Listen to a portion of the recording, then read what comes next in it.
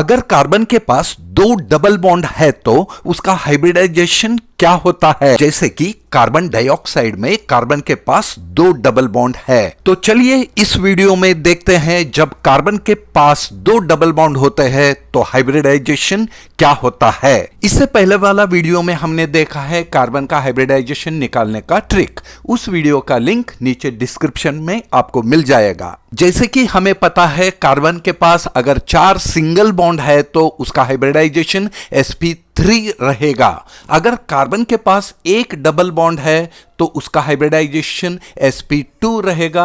अगर कार्बन के पास एक ट्रिपल बॉन्ड है तो उस कार्बन एटम का हाइब्रिडाइजेशन sp रहेगा। अगर कार्बन के पास दो डबल बॉन्ड है तो उसका हाइब्रिडाइजेशन sp रहेगा। याद रखना carbon with 2 double bonds is always sp hybridised. देखो कार्बन विथ 1 ट्रिपल बॉन्ड और कार्बन विथ 2 डबल बॉन्ड्स दोनों कार्बन का हाइब्रिडाइजेशन sp ही होगा। While deciding the hybridization of carbon, we have to observe all 4 sides of the carbon. This carbon is having 2 double bond, therefore it is sp hybridized. In this example, this carbon is surrounded by all single bonds, so it has 4 single bonds, therefore it is sp3 hybridized. This carbon is having 1 double bond this side, so it is sp2 hybridized. This carbon is having 1 double bond at left side, therefore this is also having sp2 hybridized. This carbon is having triple bond, so it is sp, and this carbon is also having triple bond, therefore this is also sp.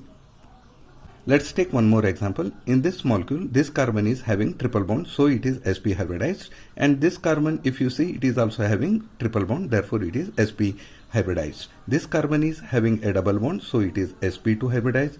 This carbon is also having double bond, so it is sp2 hybridized. This carbon is having triple bond, so it is sp, and this carbon is having a triple bond, so it is also sp. This is your friend Evan. Please like, share, subscribe my channel. I am thankful to YouTube and millions of YouTube viewers.